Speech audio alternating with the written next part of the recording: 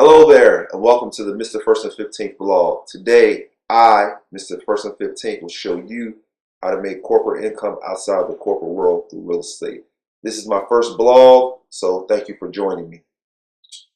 Before I get started, please subscribe to my channel by clicking the subscribe button. This way you can stay up to date with tips, techniques, strategies that I'm delivering so that one day you'll become a real estate investor and a savvy one at that. Also, visit my website, which is listed in the description section, adjacentprops.com. Now, before we get to our topic, let me give you a little background on myself. 2012, I started working at the premier commercial real estate firm in New York City, started working in property management. Thereafter, 2015, I transitioned to a revenue manager role where I was responsible for identifying revenue shortfalls, recovering the unbilled amounts, implementing systems to prevent recurring issues, and then also heightening future income. 2016, I took the plunge. I became a landlord. I purchased my first property in April 2016, and 18 months thereafter, I acquired 8 properties totaling 31 units. At Adjacent Properties now, we have 37 units under our jurisdiction, whether that's ownership or consultancy management services. At Adjacent Properties, we service both individual investors and commercial real estate firms. For individual investors, we provide coaching, project management, and consulting management services.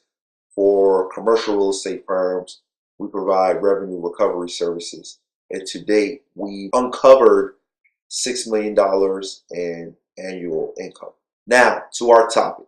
How do you make corporate income outside of the corporate world through one of the greatest wealth drivers, real estate? Okay. So first and foremost, you must condition the mind. Okay.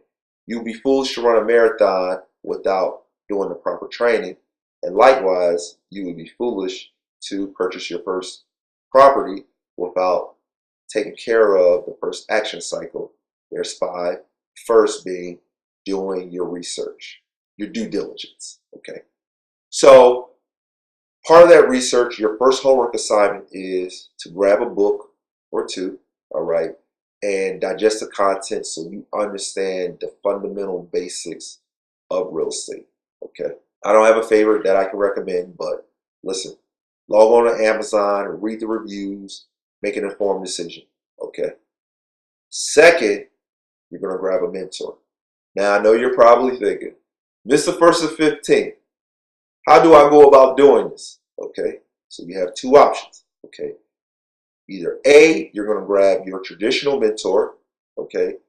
And this is someone that you can provide a service to them, whether it's business related or non-business related. For the most part, it'll be business related, probably in their operations of real estate.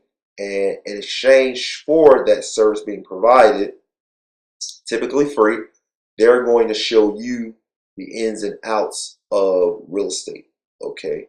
And they're going to allow you to avoid the school of hard knocks. Okay. So that's your first option. Your second option is you can grab what I deem as a silent mentor. Okay. So a silent mentor is someone who you don't have direct communication with or contact with, and you're just pretty much learning from them via, virtual contact.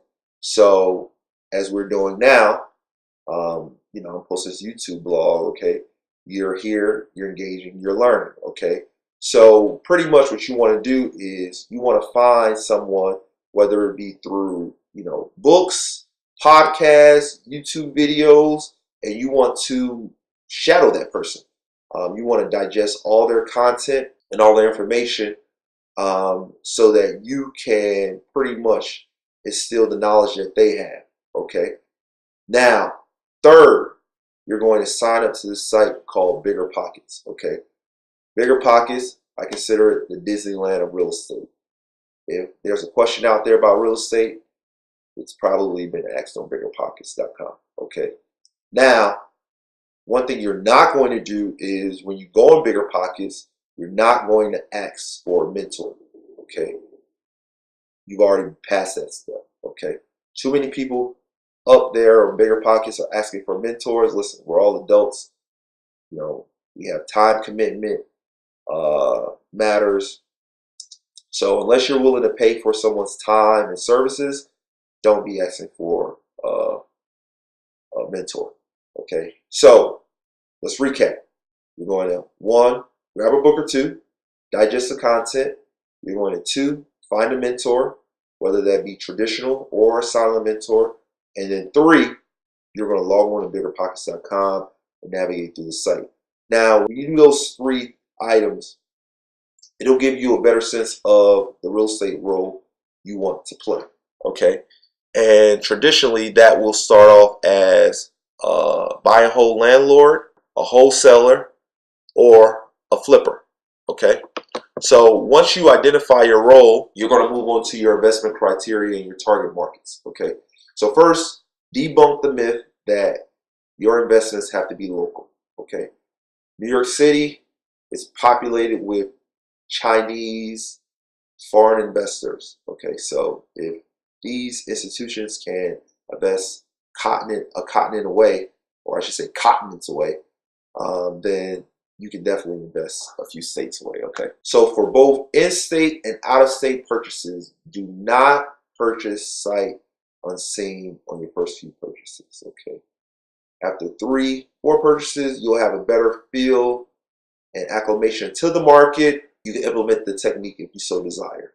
My 3rd and 4th purchases were bought sight unseen, and while I don't regret the purchases because the numbers panned out over time, initially I did. So after defining your target market, you're going to begin to research properties in that market to develop your desired property type. Okay, so you want to know, do you want to go after single family, what I consider residential multifamily, 2 to 4 units, and then what I consider commercial residential, which is 5 units or more. The web engines that I use are Realtor.com, Zillow, Craigslist, Redfin, LoopNet. Okay, so you're going to utilize those different search devices to refine your ideal target market. For example, if I was a new investor investing in the market that I think is the best market in America, Cleveland, I would start off, querying multifamily units at price points of $20,000 and under, $50,000 and under, $100,000 and under. Okay, this will give you a gauge of the different price points in the different communities, as well as the rental income for each unit. Okay, so on most occasions, your higher priced properties are going to be in your better neighborhoods. Okay, and when I say better, that's indicative of the local businesses, the schooling, and the crime within the community. Okay, now nothing is wrong with investing in lower income neighborhoods. I do it myself, but you should realize that there's typically an inverse relationship between purchase price and time required to manage the asset. So as purchase price goes down, time goes up in managing the asset. And as purchase price goes up, time goes down in managing the asset. Okay. When examining a property, keep it as simple as possible. Okay. Of importance, of course, the purchase price. Okay. That's the money that's coming out of your pocket to buy the asset. Okay. Then you want to focus on the rental income and the expenses. I budget for 6 expenses. Okay. That's going to be your R&M, your repairs and maintenance, your property management, your insurance, your utilities, your property taxes, and your landscaping and snow removal services. Okay, so this is how you're going to judge the strength of a property. You're going to tally up the annual rent, existing or projected.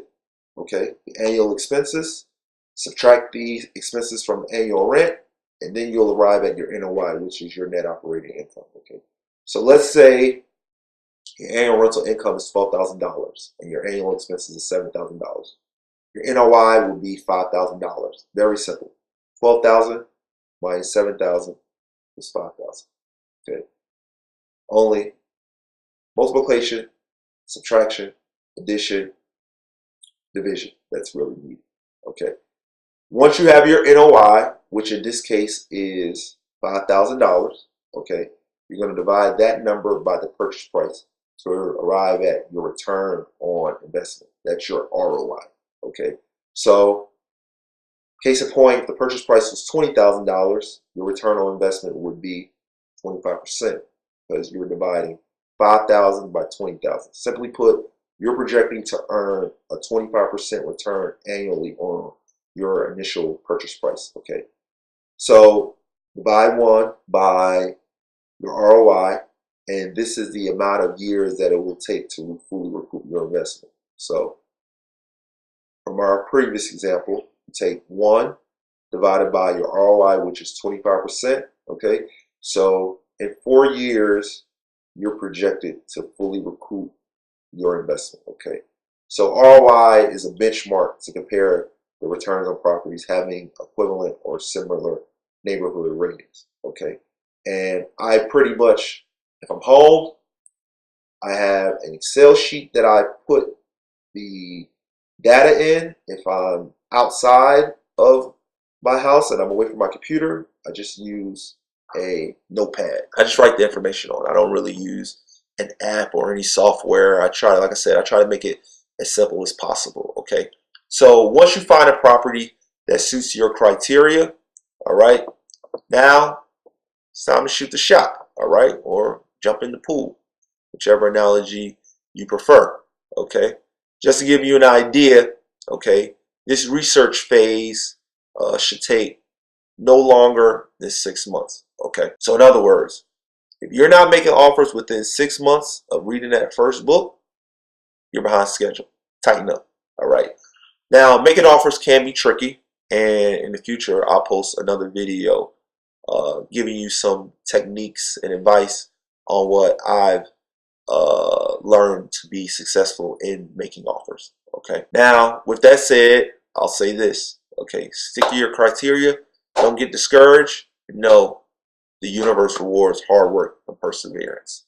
All right. For me, it took me a couple of months. I literally had to look in the mirror and question myself of, am I that guy? All right. So it'll be some internal soul searching, okay, for your first real estate investment, but don't give up.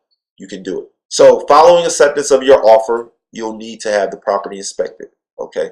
Traditionally, this is done by a property inspector. As you develop a rapport with your contractors, you'll be able to save a few $100s and have them inspect your prospective properties and deliver feedback. I do this today.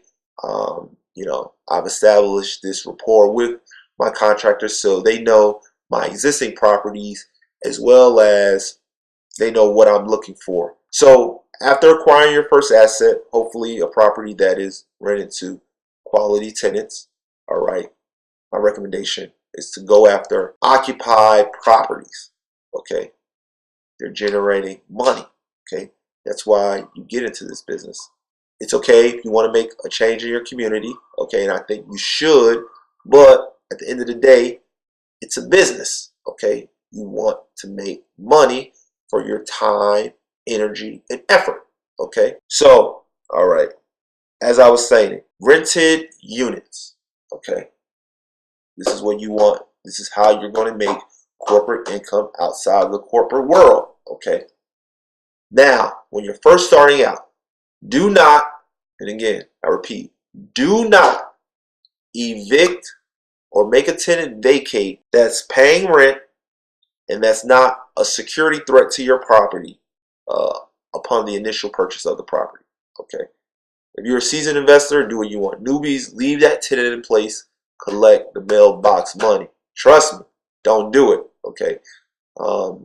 When Amazon acquired Whole Foods, do you think they expelled the Whole Foods existing customer base? No, they were looking to add on. Okay, so the same thing. It's a business concept. Okay, you don't want to dispel your current clients you want to add on. If they're paying rent, they're not a security threat, keep them there, okay? If you want to turn the property around and get rid of them, give it a few months, because trust me, there will be repairs that were unforeseen that will arise, okay? And by having that tenant there, it'll allow you to make those repairs, but still not lose confidence, okay? Because when you don't have money and you're making repairs and you're losing money, all right, then you become emotional, okay?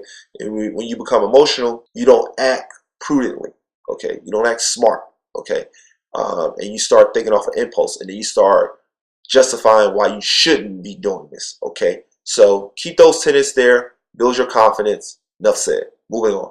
Okay, so should the property need repairs, you're going to have to hire a few contractors, okay, or a project manager with an existing contractor base. All right.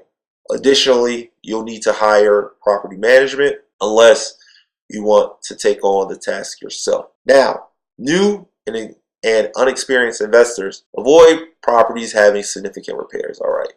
Like I said, when you take on a property, there's going to be unforeseen issues that arise, okay? You don't want to take on properties with significant repairs, because you're going to be defeated unless you have a certain mindset, okay? Or have worked in real estate. You're going to be defeated before you get, 10 feet down the road, okay? Like I said, you want to build your confidence, okay? So if you have tenants that are paying rent, and you see that rental income hitting your bank account every month, that's going to give you more confidence that this business is legitimate and it works out. Okay. Now, once you acquire the first property, simple as rinse and repeat. And the universe is far lenient with subsequent purchases than your first purchase. Okay. So there you have it. That's how to make corporate income outside of the corporate world. And as your portfolio grows, you'll see that the income arrives on both the 1st and the 15th. You'll have tenants that move in at the 1st of the month, and their rent will be due on the 1st. And then you'll have tenants that want to move in middle of the month.